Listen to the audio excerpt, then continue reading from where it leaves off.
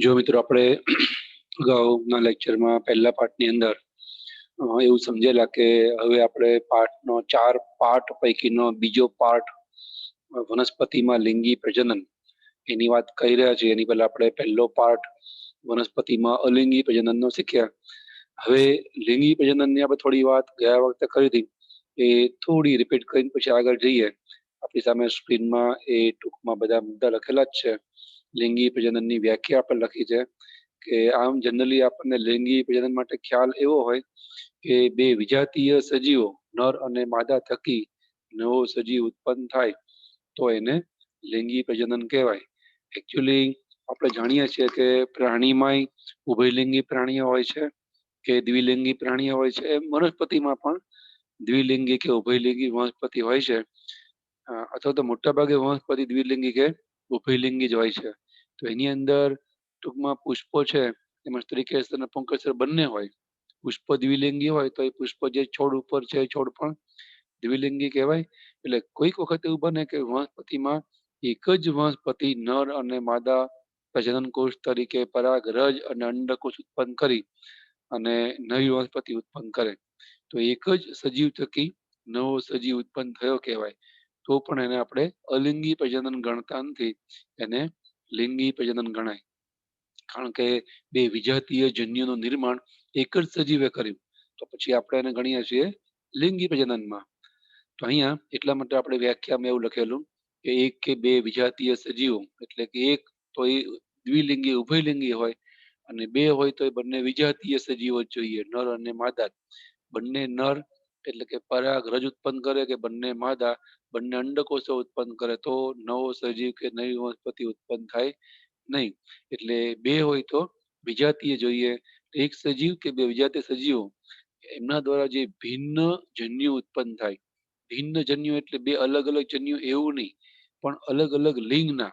એટલે આપણે ભિન્નની બાજુમાં લિંગ લખ્યું છે. એટલે કે બે નર જન્યુ કે બે માદા જન્યુ નહીં, પણ બે ભિન્ન એટલે કે એક નર અને એક માદા જન્યુ એના ફલનથી, એના મિલનથી પછી જે નવો સજીવ સર્જાય, બાળ સજીવ કે બાળ વનસ્પતિ, એને કહેવાય લિંગી પ્રજનન. તો એની આપણે થોડી વિગતમાં જોયું હતું કે નર સજીવ પુંકેસર જે નર જન્યુ ઉત્પન્ન કરે પરાગરજ તરીકે, માદા સજીવ એટલે કે માદા છોડ કે માદા પુષ્પ એટલે સ્ત્રીકેસર એ માદા જન્યુ ઉત્પન્ન કરે અંડકોષ તરીકે. કોઈ વાર વનસ્પતિ એકલિંગી હોય જેમ કે પપૈયું, ખજૂર, તાડ, એમાં નર છોડ માદા છોડ અલગ હોય.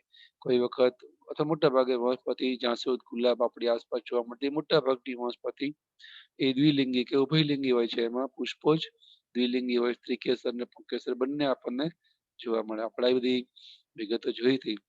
હવે અહીંયા મેં શરૂઆતમાં લખ્યું કે લિંગી પ્રજનનનો હેતુ શું છે. ત્યારે એક સજીવ પોતાના જેવો નવો સજીવ ઉત્પન્ન કરી શકે છે તો એના માટે એને બે સજીવની જરૂર શું કરવા પડે છે.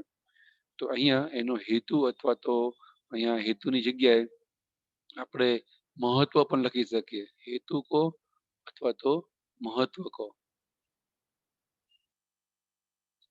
તો હેતુ કે મહત્વ એ છે કે લિંગી પ્રજનનની અંદર બે ભિન્ન સજીવો છે એ ભાગ લે છે. મોટા ભાગે જો ઉભયલિંગી વનસ્પતિ હોય તો એક જ વનસ્પતિ નવો સજીવ કે નવી વનસ્પતિ ઉત્પન્ન કરે. પણ મોટા ભાગે આપણે કીધું એમ વનસ્પતિ ઉભયલિંગી હોય તેની અંદર બે ભિન્ન જન્યુઓ ભાગ લે છે. જો એકલિંગી હોય તો બે ભિન્ન વનસ્પતિઓ ભાગ લે. એને લઈ અને જે નવી સંતતિ કે વનસ્પતિ સર્જાય એની અંદર અહીંયા આપણે લખ્યું છે એમ ભિન્નતા ઉદ્ભવે. અલિંગી પ્રજનનની અંદર શું હતું, એક જ વનસ્પતિ નવી વનસ્પતિ ઉત્પન્ન કરે એટલે એ વનસ્પતિમાં જે લક્ષણો હોય એવા જ લક્ષણો બીજી વનસ્પતિમાં આપણને જોવા મળે. એટલે એની અંદર નવી વનસ્પતિ કે નવા છોડમાં કોઈ ભિન્નતા ના હોય એટલે આપણે એને ક્લોન પણ આપેલું નામ. ક્લોન એટલે નકલ. તો એક લિંગી વનસ્પતિ કે દ્વિલિંગી જે હોય પણ એમાં અલિંગી પ્રજનન થાય ને ત્યારે એમના જેવી જ પ્રકારની વનસ્પતિ ઉત્પન્ન કરે એને આપણે કહીએ છીએ ક્લોનિંગ પણ.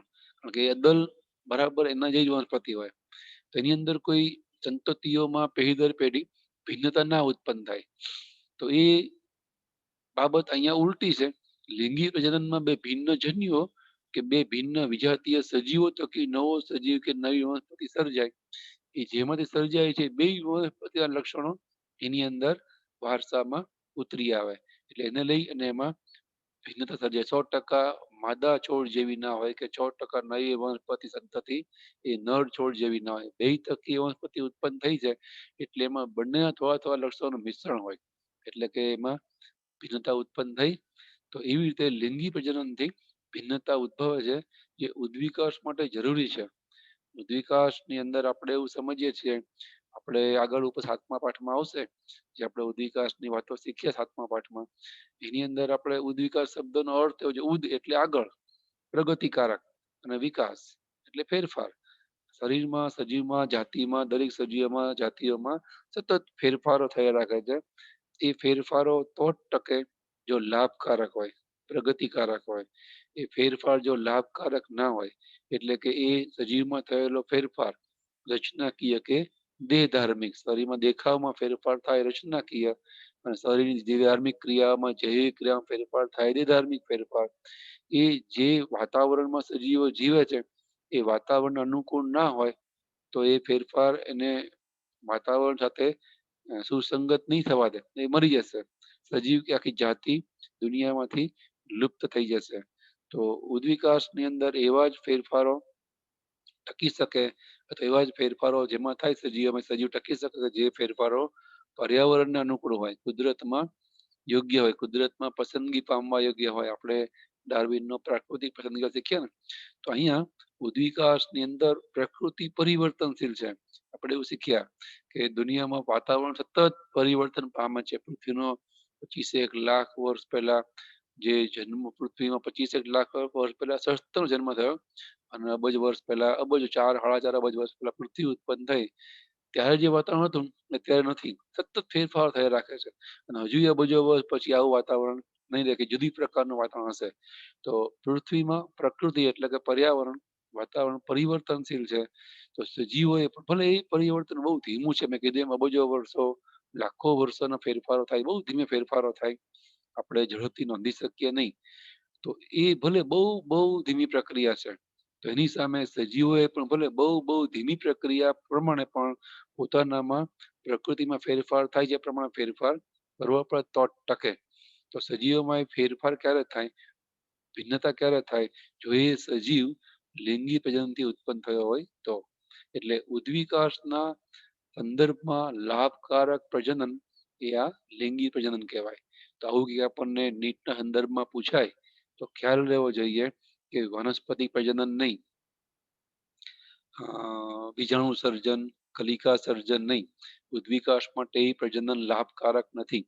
પણ લિંગી પ્રજનન છે, અથવા સંયુગ્મન કે ફલિતાંડ ઉત્પન્ન થવાની પ્રક્રિયા છે, એ ઉદ્વિકાસ માટે લાભકારક પ્રક્રિયા છે. એનું કારણ શું? ઘણી બધા વિધાનો આપણને પરીક્ષામાં આપે છે, તો એમાં આ વિધાનો કઈ સાચા ને ખોટા આપણને એવું પૂછતા હોય છે. FFTT વિકલ્પ આપેલા હોય, ABCD ઓપ્શનની કે વિકલ્પની અંદર. તો FFT એટલે ફોલ્સ અને ટ્રુ, ફોલ્સ અને ટ્રુ. 4 ઓપ્શન, પહેલો ઓપ્શન આપણે FFTT, જે આપણને 4 વાક્ય આપ્યા હોય, પહેલા ઓપ્શન કે FFTT એટલે કે પહેલા બે ખોટા બીજા બે સાચા, ફોલ્સ ફોલ્સ ટ્રુ ટ્રુ. પછી FTTT એટલે કે પહેલું ખોટું બાકી 3 સાચા. એ રીતે આપણને ખબર પડી જાય ને, તો એમાં આવી બધી માહિતી લખે ને તો ગૂંચવાઈ જવાય નહીં. એટલે થોડી આ જે કે આપણે માહિતી શીખીએ ને એને આવી રીતે થોડી ઉટપટાંગ રીતે બીજી રીતે પણ વિચારતા શીખવાનું. કારણ કે મોટાભાગે પરીક્ષામાં એવી રીતે જ પૂછે, સીધી માહિતી પૂછતા નથી. લિંગી પ્રજનનની વ્યાખ્યા ને આમાં લિંગી પ્રજનન થાય કે નહીં, એવા પ્રશ્નો બહુ ઓછા હોય. 15 થી 25% પ્રશ્નો હોય જે માહિતીના, જ્ઞાનના કે નોલેજના કહેવાય. મોટાભાગે તો આવી રીતે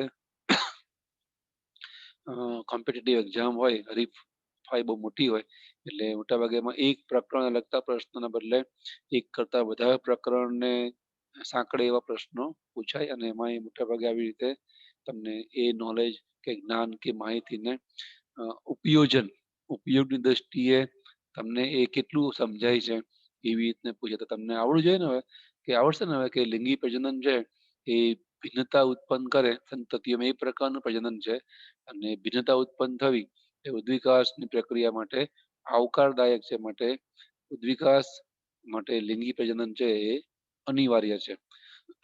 અહીંયા આપણે લિંગી પ્રજનનનો હેતુ લખ્યો, જેના કારણે વેરિએશન એટલે કે ભિન્નતા છે એ સર્જાય છે. બરાબર. હવે દરેક સજીવ જ્યારે જન્મે ત્યારે કઈ સીધું તે એ પ્રજનન યોગ્ય હોતા નથી. વનસ્પતિ માનો કે તમે બીજનું બીજાંકુરણ થઈ અને બાળ છોડને ઉત્પન્ન કરો તો એની અંદર સીધી તે કઈ જેવું નાનો એવો બાળ છોડ ઉત્પન્ન થાય એ ભેગું એની પર પુષ્પો ના બેસે. એ થોડોક સમય વિકાસ પામે અને પછી એની અંદર પુષ્પો છે એ બેસે. તો એને આપણે કહીએ છીએ જુવેનાઇલ તબક્કો. જુવેનાઇલ તબક્કો એટલે શું? તો વનસ્પતિ સોરી પ્રજનન ક્ષમતા પ્રાપ્ત કરે ત્યાં સુધીનો સમયગાળો. પ્રજનન ક્ષમતા પ્રાપ્ત થાય ત્યાં સુધીનો સમયગાળો. એને આપણે કહીએ છીએ જુવેનાઇલ તબક્કો. હવે એની અંદર એક નાનો એવો પ્રશ્ન છે. માનો કે કોઈ વનસ્પતિ છે એ તમે બીજના બીજાંકુરણથી ઉગાડી તો આપણને ખબર છે કે માનો કે આંબો છે એને તો પુષ્પ આવતા વાર લાગે 5 વર્ષ સુધી તો એ ધીમે ધીમે ધીમે આમ વધતો રહે. મૂળ પ્રકાર પર્ણની જ વૃદ્ધિ થાય. પહેલા વર્ષે પુષ્પ નહીં આવે, બીજા વર્ષે પુષ્પ નહીં આવે, કે જે વર્ષે ઉનાળા સિઝનમાં બીજા બધા પરિપક્વ આંબાના વૃક્ષમાં કેરી આવે, પુષ્પ આવે, પછી એનાથી કેરી બને, ફળ આવે, પુષ્પ અને ફળ. પણ આપણે જે ઉગાડેલો છે એમાં નહીં આવે. 5મા 6ઠ્ઠા વર્ષે પછી પહેલી વાર એમાં પુષ્પો દેખાય. બરાબર ને? તો પુષ્પો આવે પછી એની અંદર પરાગનયન થઈને એનું રૂપાંતર ફળમાં થાય, કેરીઓ આવે. કેરીઓ આપણે ઉતારી લઈએ, ઉનાળો પતે એટલે હવે આખો શિયાળો ને ચોમાસું એની પર પાછું ફળ અને પુષ્પ નહીં આવે. 12 માસ આપણને ફળ આપે એ પ્રકારની વનસ્પતિ નથી ને. જેમ લીંબુ કે અમુક પ્રકારની વનસ્પતિ એવી હોય જે આપણને 12 માસ ફળ આપે, 12 માસી પાક આપે એ પ્રકારની વનસ્પતિ હોય. પણ આંબો તો એ વનસ્પતિ નથી. આપણને ખબર છે અમુક ફળ છે ને એ સિઝનમાં જ આવે. કેળા છે એ ચોમાસામાં જ આવે, બોર શેરડી શિયાળામાં જ આવે, જેમાં કેરી ઉનાળામાં જ આવે. એ 12 માસ મળતા ફળ નથી. પછી અમુક વખતે આપણને મળે પણ જે ક્વોન્ટિટીમાં આપણને કેરી ઉનાળામાં મળે એ શિયાળામાં ના મળે. તમે તપાસ કરો તો મોટા ફ્રૂટ માર્કેટમાં તમને કદાચ મળી જાય 12 માસ કેળા, બોર ને પણ એની ક્વોન્ટિટી એટલી બધી ના હોય જેટલી સિઝનમાં હોય. અને એની મીઠાશ કે જે એની ન્યુટ્રિશન વેલ્યુ છે એ પણ એટલી બધી ના હોય. કારણ કે એ બધી સંકર જાતો હોય, હાઇબ્રિડ જાતો હોય કે દવા અંતઃસ્ત્રાવોથી પકાવેલી એ ફળફળાદી વસ્તુઓ હોય. તો ટૂંકમાં દરેકની આવી રીતે સિઝન હોય છે. તો માનો કે આંબામાં કેરી આવી ગઈ અને ઉતરી પણ ગઈ, આપણે કેરી બધી ઉતારી લીધી, તોડી લીધી. હવે બીજી સિઝનમાં એટલે કે બીજા ઉનાળામાં પુષ્પ આવશે. તો ત્યાં સુધીનો સમયગાળો કયો કહેવાય? ખ્યાલ આવે છે? એક વખત પુષ્પ આવે અને બીજી વખત પુષ્પ આવે બીજી સિઝનમાં, એની વચ્ચેનો સમયગાળો એને શું ગણવાનો આપણે હવે? જુવેનાઇલ તબક્કો કોને કહીએ આપણે? એ અહીંયા લખ્યું આપણે કે પ્રજનન ક્ષમતા પ્રાપ્ત કરે ત્યાં સુધી સમયગાળો. તો 1 વર્ષે, 2, 3 વર્ષે જ્યાં સુધી પુષ્પો ના આવે, પુષ્પો એટલે હવે પુષ્પોથી પરાગનયન ફલનથી પ્રજનન કરી શકે. પણ પુષ્પો ના આવે ત્યાં સુધી એને વનસ્પતિ વૃદ્ધિ પણ કહેવાય, અથવા અહીંયા લખ્યા પ્રમાણે જુવેનાઇલ તબક્કો કહેવાય. પણ વનસ્પતિમાં એવું બને છે કે 2 પુષ્પ સર્જન વચ્ચેનો સમયગાળો, તો એને પણ આપણે કહીએ છીએ જુવેનાઇલ તબક્કો. એટલે અહીંયા આપણે આવું પણ લખી શકીએ કે પ્રજનન ક્ષમતા પ્રાપ્ત કરે ત્યાં સુધીનો સમયગાળો એને પણ જુવેનાઇલ તબક્કો કહેવાય. અને વનસ્પતિની અંદર 2 પુષ્પ સર્જન વચ્ચેનો સમયગાળો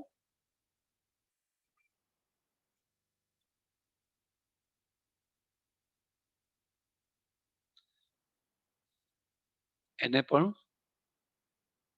જુવેનાઇલ તબક્કો કહેવાય. ઘણી વખત એને જુવેનાઇલ તબક્કો કહેવાના બદલે બીજો એક શબ્દ વાપરતા હોય છે, એને કહેવાય પુખ્ત સમયગાળો. એ વખતે વનસ્પતિમાં ભલે પુષ્પ નથી આવતા, પણ વનસ્પતિ પુખ્ત તો થઈ જ ગઈ છે. કે જેને લઈને નેક્સ્ટ સિઝનમાં એની જે બીજી ઋતુ આવે શિયાળો ઉનાળો ચોમાસું જે પણ પ્રકારની એ વનસ્પતિ તેમાં હવે ફળ પુષ્પ અને ફળ આવશે એટલે એ બે પુષ્પ સર્જન વચ્ચેનો સમયગાળો છે એને આપણે પુખ્ત સમયગાળો પણ કહીએ છીએ. ઘણીવાર આ પુખ્ત સમયગાળો પ્રાણી માટે પણ વપરાય છે. બરાબર, તમે અહીંયા લખી શકો કે પ્રાણી માટે આપણે વાપરીએ છીએ પુખ્ત સમયગાળો. સોરી, પ્રાણી માટે અને કોઈ વાર વનસ્પતિ માટે વાપરી શકાય. તો આવી રીતે પ્રાણીમાં પણ એક વખતે બચ્ચામાં જન્મ આપે અને પછી બીજી સિઝનમાં કે જે વર્ષે 2 4 જ્યારે બીજી વખતે બચ્ચામાં જન્મ આપે તો એની વચ્ચેનો સમયગાળો છે એ વખતે એ સજીવ એટલે કે પ્રાણી પુખ્ત તો થઈ જ ગયા કહેવાય ને. 18 20 વર્ષ પછી એ પુખ્ત જ કહેવાય. તો આવી રીતે બે પુષ્પ સર્જન વચ્ચેનો સમયગાળો એને આપણે વનસ્પતિમાં જુવેનાઇલ તબક્કો જ ગણીએ છીએ કે પુખ્ત સમયગાળો છે એ ગણીએ છીએ. અહીંયા એક નાની બીજી તમને માહિતી આપું, તમને આવું પણ કદાચ પૂછાય જે ખરેખર તો 100% સિલેબસ બહારનું કહેવાય કારણ કે એનો તો પાર નથી એ બધી માહિતીનો તો. તમને 2 3 એક્ઝામ્પલ બતાવું છું, કદાચ આપણને આવું કંઈ પૂછાય અને એમાં 100% બહારનું કહેવાય એટલે થોડી કદાચ હિન્ટ પણ આપેલી હોય પણ આવું આપણને ખ્યાલમાં હોય તો આપણને એ પ્રશ્ન સોલ્વ કરવામાં સરળતા રહે. ઉદાહરણ તરીકે દુનિયામાં જેટલી પણ વનસ્પતિઓ છે એ બધી વનસ્પતિમાં જે પુષ્પ સર્જનનો સમયગાળો છે એક સરખો નથી હોતો. હમણાં આપણે વાત કરીએ એમ સૌ પ્રથમ કોઈ પણ વનસ્પતિમાં પુષ્પ સર્જન છે એ ક્યારે થાય તો એ સમયગાળો છે ને અલગ અલગ હોય છે. એટલે કે વનસ્પતિમાં વાનસ્પતિક વૃદ્ધિનો સમયગાળો છે એ આપણને અલગ અલગ જોવા મળે છે. ઉદાહરણ તરીકે અહીંયા ગલગોટા, ચોખા અને ઘઉં. ગલગોટા એટલે જે પીળા પુષ્પ આવે ટેજીટ્સ કહેવાય ઇંગ્લિશમાં એને. તો એ ગલગોટા, પછી ચોખા, ડાંગર, ઘઉં, ગેહું આ બધી વનસ્પતિઓમાં 3 માસે 3 મહિના સુધી એની અંદર મૂળ પ્રકાંડનો વિકાસ થાય અને ત્રીજા મહિનામાં પુષ્પ બેસે, પરાગનયન થાય ને પછી એમાં ફળ એટલે કે ઘઉંમાં દાણા બેસે, ચોખામાં પણ ડાંગર કે દાણા બેસે, ગલગોટામાં એના પ્રકારના ફળ આવે. તો સૌ પ્રથમ પુષ્પ સર્જન આ વનસ્પતિઓ જે બધી છે એમાં આપણને 3 માસે જોવા મળે. બધામાં એવું નથી હોતું. જેમ કે ઉદાહરણ તરીકે નારિયેળ.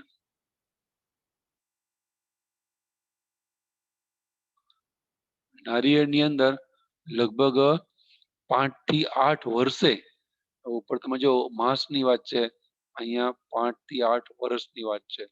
5 થી 8 વર્ષે એટલે કે 5 મિનિમમ વર્ષથી 6 7 8 વર્ષ સુધી તો એની અંદર ફક્ત વાનસ્પતિક વૃદ્ધિ જ થાય.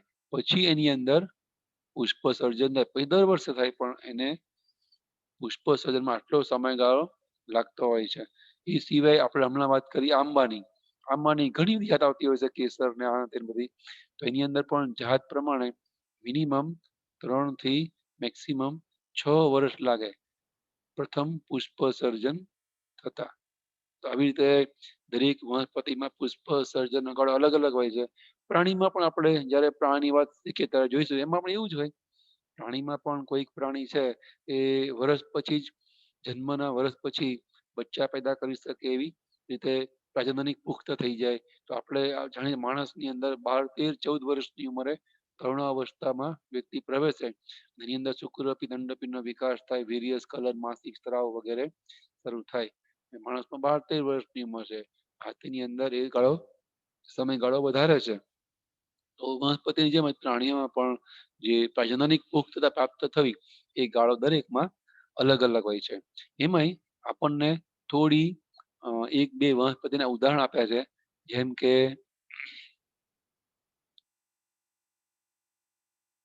એક વનસ્પતિ આપણને આપી છે એ છે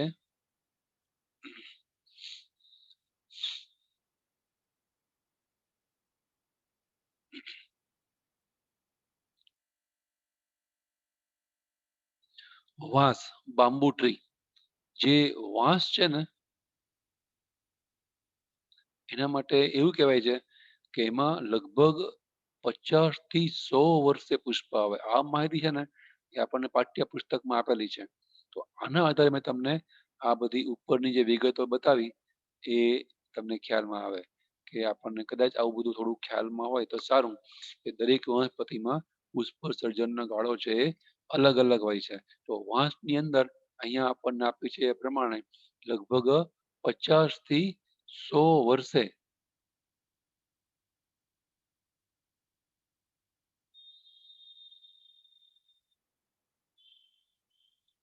પુષ્પ સર્જન થાય. અને વળી એની ખાસિયત એ છે કે વાંસની અંદર એક જ વખત પુષ્પ સર્જન થાય.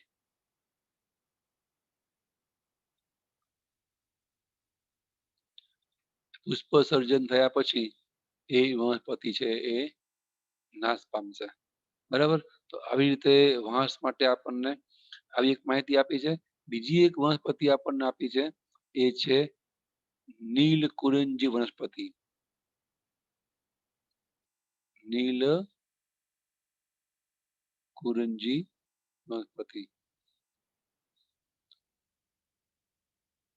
ટ્રોબેઇલસ કુન્થિયાના આવું એનું સાયન્ટિફિક નામ બુક ની અંદર છે. તમે લોકો નોટ પેન બુક લઈને બેઠા હશો તમને એ દેખાશે.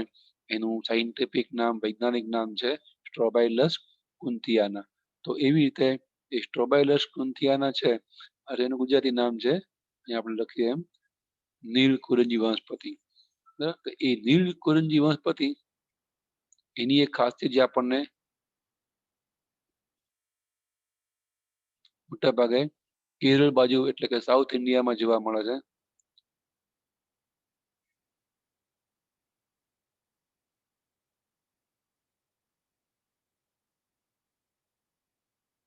એની અંદર દર લગભગ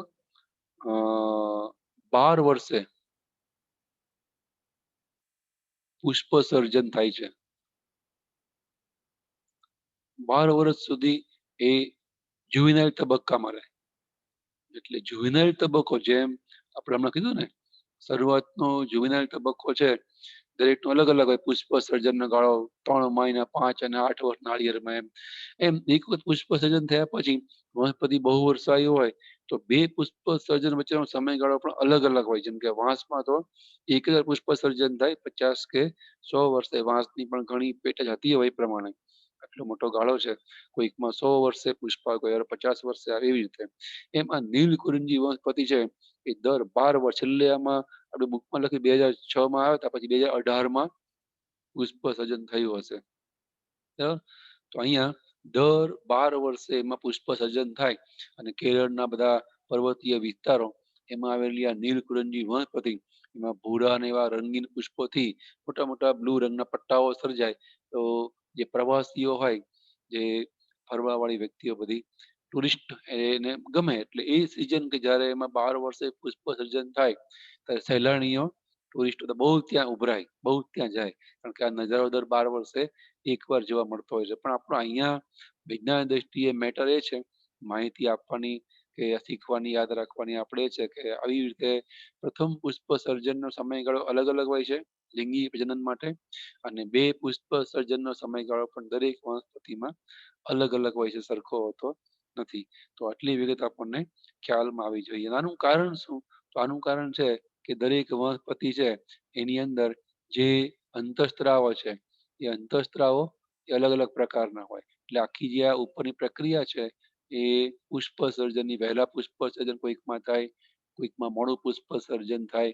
તો આખી એ પ્રક્રિયા છે એ અંતઃસ્ત્રાવો દ્વારા નિયંત્રિત છે. એટલે અંતઃસ્ત્રાવો છે એ જ આખી આ પુષ્પ સર્જનની પ્રક્રિયા છે એ પુષ્પ સર્જનની પ્રક્રિયાનું નિયંત્રણ કરે છે.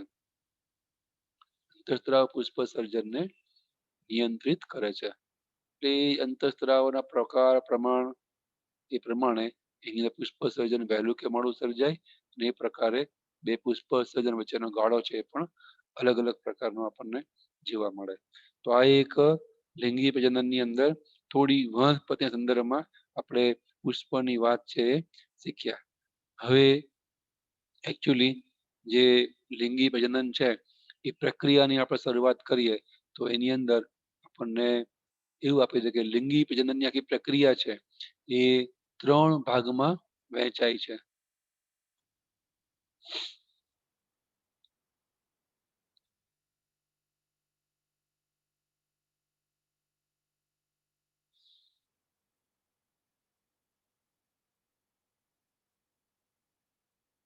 લિંગી પ્રજનનના તબક્કા અથવા તો સોપાન.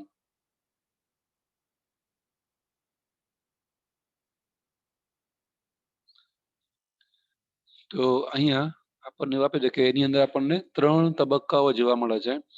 ફલન પહેલાની જે કઈ પ્રક્રિયાઓ ઘટનાઓ થાય એને પૂર્વ ફલન ઘટનાઓ કહેવાય. પછી ફલન થાય, ફલન ઘટના, અને એના પછી પશ્ચ ફલન ઘટનાઓ. ફલન થયા પછી જે કઈ પ્રક્રિયાઓ થાય, ઘટનાઓ થાય એને કહેવાય પશ્ચ ફલન ઘટનાઓ.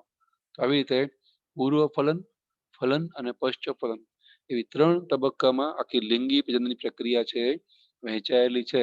તો એની અંદર આપણે આજે પહેલા જોઈએ પૂર્વ ફલન ઘટના. ફલન પહેલા કઈ ઘટનાઓ થાય, તો એ પૂર્વ ફલન જે ઘટના છે એને વળી આપણે 2 ભાગમાં વહેંચીએ છીએ.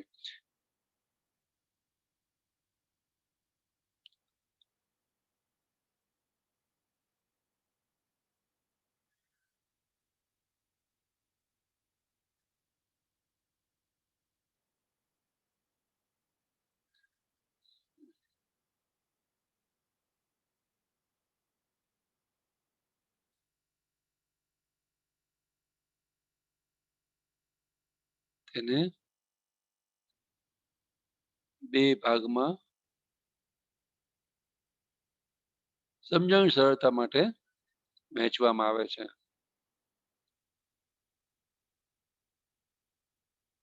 એમાં એક એને કહેવાય જન્યુ જનન. જન્યુ એટલે આપણે અગાઉ શીખ્યા પ્રજનન કોષ. તો સૌથી પહેલા પ્રજનન કોષનું નિર્માણ થવું જોઈએ. ફલનની જે પ્રક્રિયામાં નર અને માદા પ્રજનન કોષો છે એનું સર્જન થાય તો આપણે એને કહીએ છીએ જન્યુ જનન. બરાબર. પ્રજનન કોષો નિર્માણ થવું. અને બીજો તબક્કો છે એ છે જન્યુનું વહન. નર અને માદા પ્રજનન કોષો વહનથી, પરિવહનથી એકબીજાની પાસે આવે તો જ એ બીજો તબક્કો છે લિંગી પ્રજનનની ઘટનાનો ફલન એ શક્ય બને. કારણ કે ફલનનો મતલબ જ 2 વિજાતીય જન્યુઓનું મિલન, એને કહેવાય ફલન. પણ એના માટે એ પાસે આવવા જોઈએ. કારણ કે વનસ્પતિ મોટા ભાગે અચલિત હોય ઉચ્ચ પ્રકારની, એને વહન કરીને જન્યુઓ નર પાસે માદા ને કે માદા પાસે નરને પહોંચાડવા પડે. તો આ 2 ઘટનાઓ ફલન પહેલાની, એમાં સૌથી પહેલા અગત્યના એવા પ્રજનન કોષો જન્યુઓનું નિર્માણ થવું એ ઘટના જન્યુ જનન, અને પછી એમને પાસે આવવાની ઘટના જન્યુ વહન. અને પાસે આવી જાય પછી મુખ્ય તબક્કો બીજો આવશે ફલન. એ વાત પછી કરીએ. પહેલા આપણે જોઈએ પૂર્વ ફલન ઘટનાઓમાં જન્યુઓનું નિર્માણ. આમ તો આપણે જાણીએ છીએ, અગાઉ આપણે ભણ્યા પણ છીએ ચેપ્ટર કે જે કઈ વનસ્પતિ છે એ નર માદા જે જન્યુઓ ઉત્પન્ન કરે એ આપણને ખ્યાલ છે એમ 2 પ્રકારના ઉત્પન્ન થતા હોય. 3 પ્રકારના આમ તો પાઠ્યપુસ્તકમાં આપણને 2 આપ્યા છે, અહીંયા આપણે 3 લઈએ છીએ.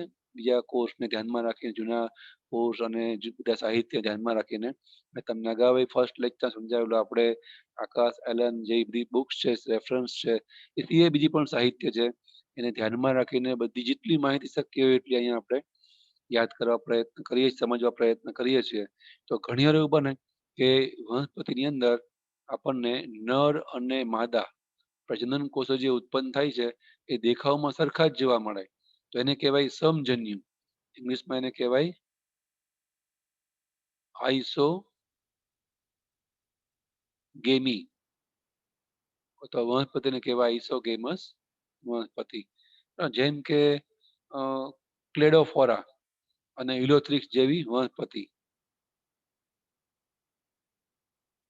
ક્લેડોફોરા અને યુલોથ્રિક્સ જેવી આમ તો લીલ વર્ગની વનસ્પતિ છે. એની અંદર આપણને જે નર અને માદા જન્યુઓ છે એ સરખા જ જોવા મળે.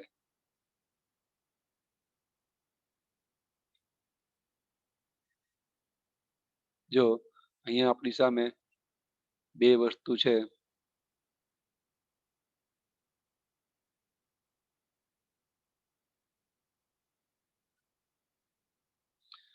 બંને તમને દેખાય ને, માનો કે આ નર જન્યુ છે અને આ માદા જન્યુ છે, તો બંને તમને બહારના દેખાવથી અલગ પડતા નહીં લાગે.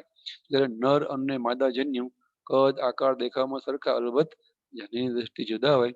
એક નર છે અને એક માદા છે, બે અલગ અલગ વારસો લઈને આવે છે, પણ એ આપણને કઈ દેખાશે નહીં.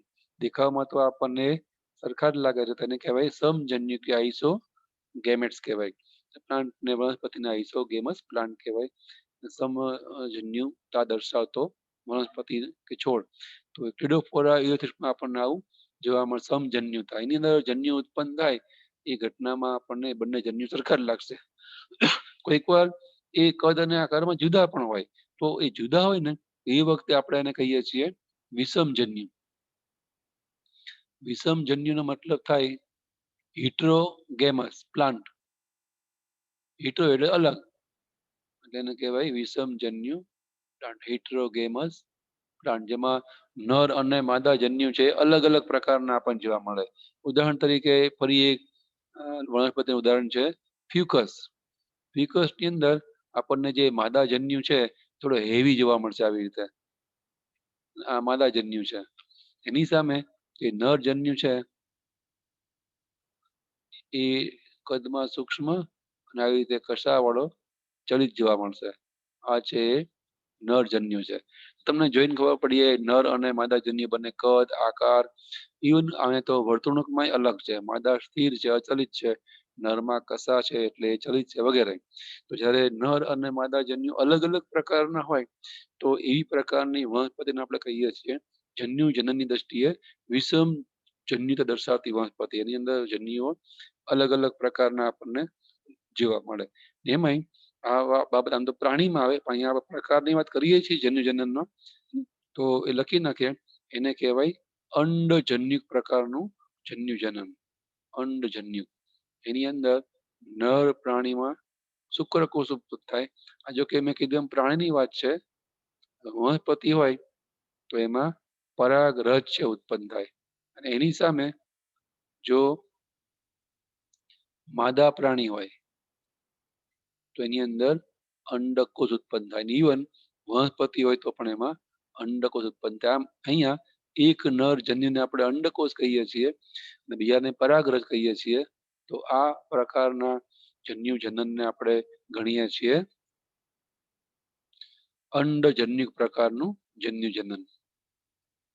બરાબર. તો આ જન્યુ જનનમાં આપણને ત્રણ પ્રકારે જન્યુ ઉત્પન્ન થતા જોવા મળે. આપણને ખબર છે આમ તો કે જે શુક્રકોષ છે એ શુક્રકોષ છે એ ચલિત હોય છે. શુક્રકોષ છે આપણે જાણીએ છીએ આ રીતે ચલિત છે.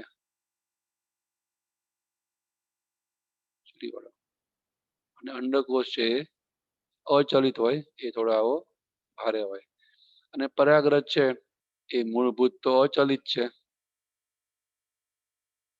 બરાબર. એની અંદર આવી રીતે બહારની દિવાલમાં ઘણા ચિત્રો પણ જોવા મળે. ટૂંકમાં આપણે જાણીએ છીએ એમ શુક્રકોષ અંડકોષ બંને કદ અને આકારમાં અલગ છે, એટલે અંડજન્યુ પ્રકારનું જન્યુ જનન એ પણ એક પ્રકારનું વિષમ જન્યુ પ્રકારનું જન્યુ જનન છે. એટલે આ તો આપણે અંડજન્યુ અલગ કર્યું, જૂના કોર્સમાં આપ્યું હતું એટલે આપણે લખ્યું કે અંડજન્યુ છે વિષમ જન્યુમાં આવી જાય.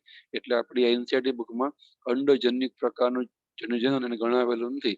કે એની અંદર આશય તો એ જ છે કે એક શુક્રકોષના અંડકોષ એ ચલિત છે, એક અચલિત છે. અંડકોષ મોટો, શુક્રકોષ કદમાં નાનો, અંડકોષ સંખ્યામાં ઓછા, શુક્રકોષ સંખ્યામાં ઘણા વધારે.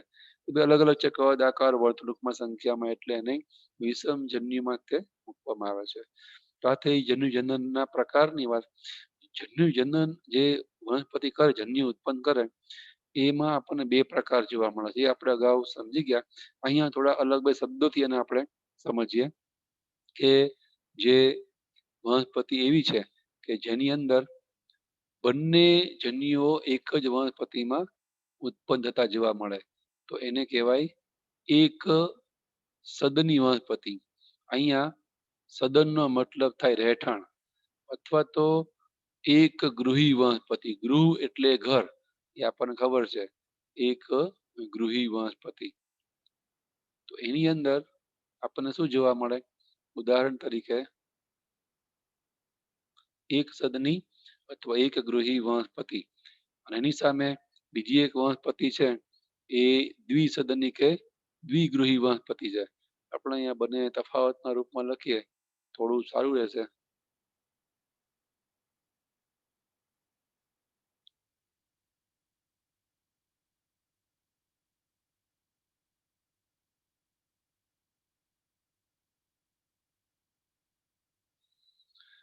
તો અહીંયા આપણે એક ગૃહી અને દ્વિગૃહી વનસ્પતિ તફાવતના રૂપમાં લખીએ છીએ.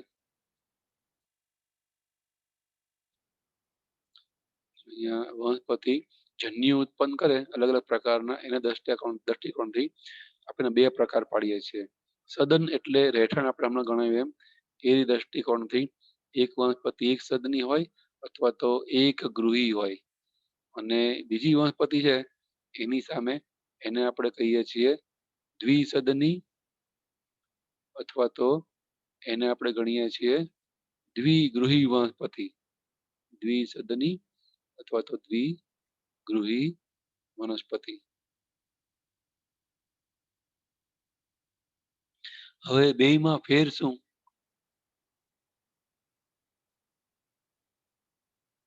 તો અહીંયા જે એક સદની વનસ્પતિ છે એની અંદર એને સમસુકાયક પ્રકારની વનસ્પતિ કહેવાય.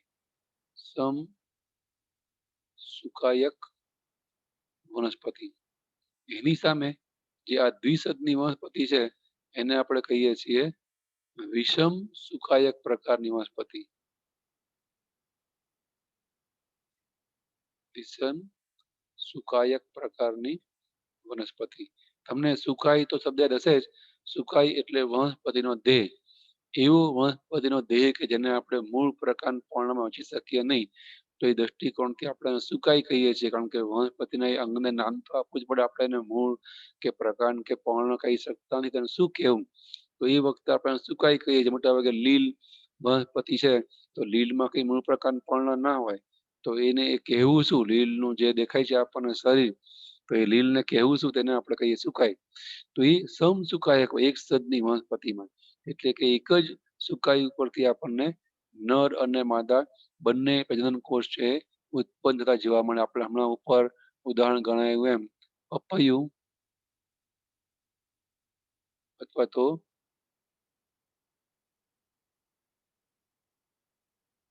ખજૂર તાડ, અને એની સામે જેમાં આપણને નર અને માદા બંને જન્યુઓ છે એ અલગ અલગ વનસ્પતિમાં જોવા મળે.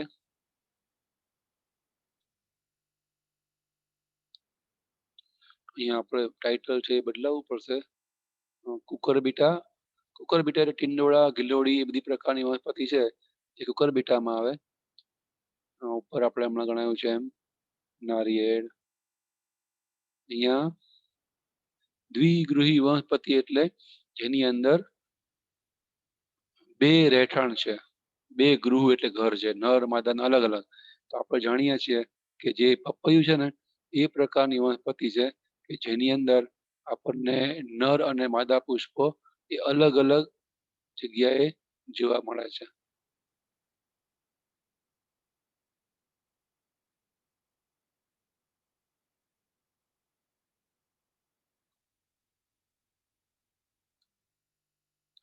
બરાબર.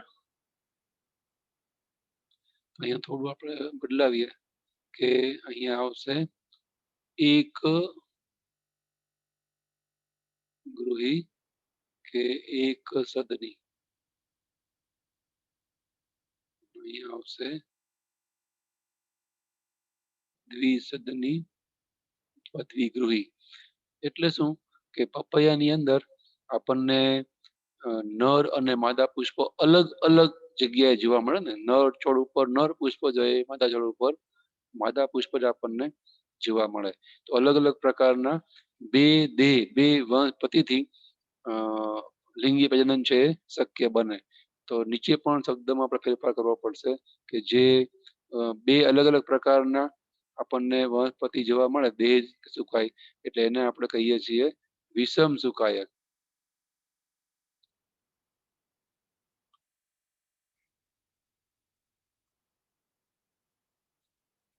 એને આપણે કહીએ છીએ વિષમ સુકાયક, અને આને કહેવાય સમસુકાયક. કારણ કે એક જ સુકાય, એક જ દેહમાંથી નર અને માદા બંને પુષ્પો છે કે નર અને માદા બંને જન્યુ કે જનનકોષો ઉત્પન્ન થાય છે, બરાબર. તો કુકુરબીટા નાળિયેરમાં દ્વિલિંગી પુષ્પ હોય, પપૈયું ને ખજૂરતાળમાં આપણને એકલિંગી પુષ્પો છે એ જોવા મળે. અહીંયા એકલિંગી પુષ્પો જોવા મળે.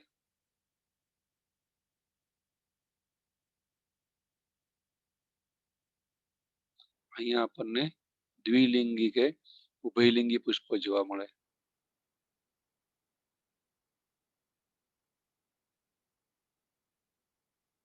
એ સિવાય ચોપડીમાં જે આપણને એક્ઝામ્પલ આપ્યું છે એ આપણે આપીએ તો જે કારા છે, કારા, એ કારા એક સદની વનસ્પતિમાં આવશે.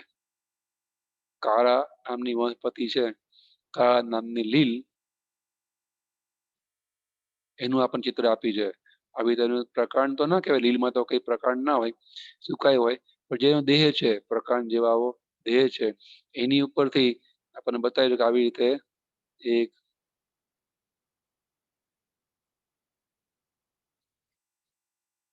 માદા પ્રજનન અવયવ ઉત્પન્ન થાય. સ્ત્રી કેસરને સમકક્ષ એવું આ માદા પ્રજનન અંગ છે. અને એની જ નીચે અહીંયા નર પ્રજનન અંગ છે, ઉત્પન્ન થાય છે. નર પ્રજનન અંગ. તો તમે જો એક જ વનસ્પતિ પર નર અને માદા પ્રજનન અંગો છે, એટલે આ જે માદા પ્રજનન અંગ છે એ માદા પ્રજનન કોષ, માદાજન્ય ઉત્પન્ન કરે, અને નર પ્રજનન અવયવ એ ઉચ્ચ વનસ્પતિમાં પુંકેસરની સમકક્ષ કહેવાય, નર જનન કોષ કે નરજન્ય ઉત્પન્ન કરે, એટલે એને આપણે કહીએ છીએ એક સદની વનસ્પતિ, બરાબર. અને કાં તો એને કે એક ગૃહી.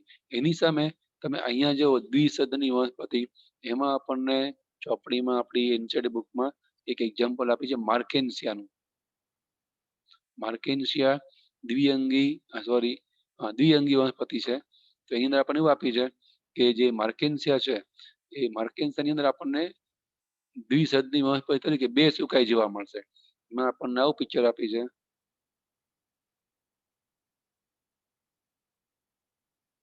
અહીંથી દંડ જેવો ભાગ ઉત્પન્ન થાય, એનું સુકાય છે, મૂળભૂત એનું સુકાય છે. ને એમાંથી આવી રીતે પ્રજનન અવયવ તરીકે આવો એક દંડ જેવો ભાગ છે ઉત્પન્ન થાય, અને એની ઉપર આવી રીતે પૂજન્યુ ધાની તરીકે નર પ્રજનન અવયવ જોવા મળે, અને કહેવાય પૂજન્યુ ધાની.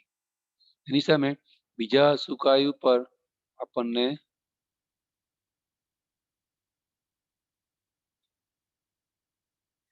સ્ત્રીજન્યુ ધાની છે, આવી રીતે દંડ જેવા ભાગ ઉપરથી જોવા મળશે.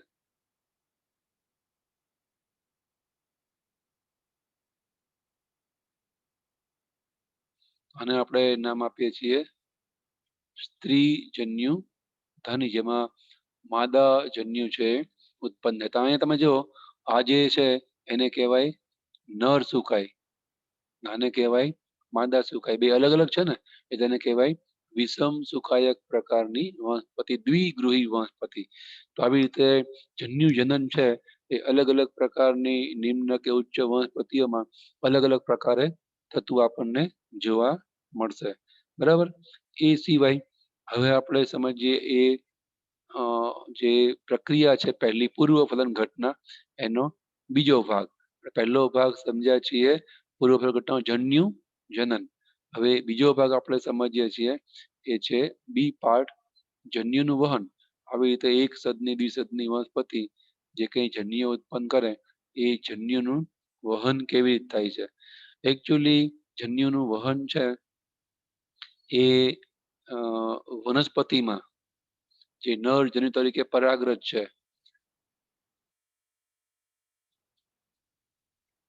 એને આપણે નરજન્યુ કહીએ છીએ. તો મોટા ભાગે વનસ્પતિ તો અચલિત છે, તો એ અચલિત એવા વનસ્પતિમાંથી આ નર પ્રજનન કોષ એટલે કે પરાગરજ એ વિશિષ્ટ પ્રકારની પ્રક્રિયા દ્વારા માદા પ્રજનન કોષ સુધી પહોંચે છે.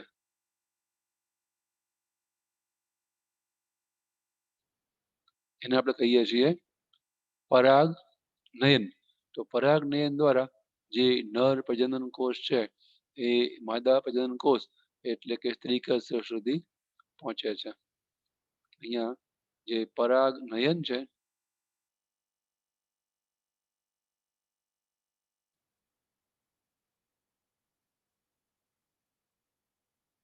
એ દ્વારા એ માદા જન્યુ સુધી પહોંચે છે. બરાબર. પછી પરાગનયનની વાત તો આપણે જ્યારે વનસ્પતિની અંદર પ્રજનન શીખીએ ત્યારે વધારે આપણે યાદ કરશું. આપણે શીખ્યા છીએ, આપણને પરાગનયન એટલે ખબર જ છે કે પરાગરજની સ્ત્રીકેસરના પરાગાસન પર સ્થાપિત થવાની ક્રિયા. તો જન્યુ જનન એ વનસ્પતિમાં પરાગનયન જન્યુ વહન એ વનસ્પતિમાં પરાગનયન દ્વારા થાય. પ્રાણીઓમાં એ પાણી દ્વારા થાય. આપણે પ્રાણીઓમાં પ્રાણીની વાત કરશું, એ પાણી કે જલજ માધ્યમ દ્વારા થાય. અહીંયા જે પરાગનયન જે થાય એ અલગ અલગ એ પણ માધ્યમનો ઉપયોગ કરે. જલજ વનસ્પતિ પાણીનો ઉપયોગ કરે, તજ વનસ્પતિ કીટકો પ્રાણીઓ પવનનો ઉપયોગ કરે વગેરે દ્વારા જન્યુ વહન થાય, નરજન્યુ માદાજન્યુ સુધી પહોંચે છે. તો આ રીતે એક વખત નરજન્યુ માદાજન્યુ ઉત્પન્ન થાય જન્યજનનમાં, અને જન્યુ વહન દ્વારા નરજન્યુ માદાજન્યુ સુધી પહોંચે. હવે નરજન્યુ માદાજન્યુનું ફલન કરશે એટલે લિંગી તબક્કો બીજો આવશે. હવે ફલન, એના પછી આવશે પશ્ચ ફલન ઘટના. એના પછી આપણે પ્રાણીના બે અલિંગી લિંગી પ્રજનનના પ્રકાર શીખીએ ત્યારે પાઠ છે પતે, પણ આપણે દર વખત અહીંયા આપણી લેક્ચરની લંબાઈ વધે નહીં, અટકીએ છીએ. હવે આગળ જે બીજા બે તબક્કાઓ છે વનસ્પતિમાં લિંગી પ્રજનનના ફલન ઘટના અને પશ્ચ ફલન ઘટના, એના માટે આપણે હવે નેક્સ્ટ ટાઈમર્સમાં અહીંયા અટકીએ છીએ. આટલી નોંધ છે એ કરી રાખજો સરસ રીતે, સારા અક્ષરે કરી ના હોય તો. જો કરી હોય, જે ક્યાં એક્સ્ટ્રા માહિતી હોય તમારી નોટમાં જે દેખાય નહીં અને આમાં લખી હોય, આપણે સમજાવી હોય, બોલાવી હોય, લખાઈ ના હોય તો પણ એ લખતા રહેજો. અહીંયા આપણે અટકીએ છીએ.